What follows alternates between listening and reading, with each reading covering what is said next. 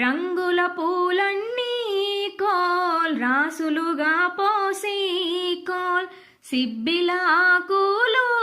coal చిత్రంగా పరిచి coal దోసిట్ల పూలన్నీ కోల్ దొంతులుగా పేర్చి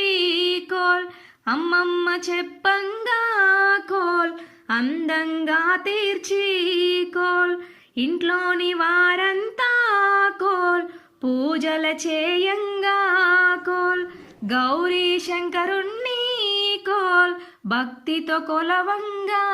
కోల్ ఘనమైన బతుకమ్మ కోల్ ఫలములనివ్వమ్మ కోల్ ఊరు ఊరంతా కోల్ ఉత్సవమే నిండా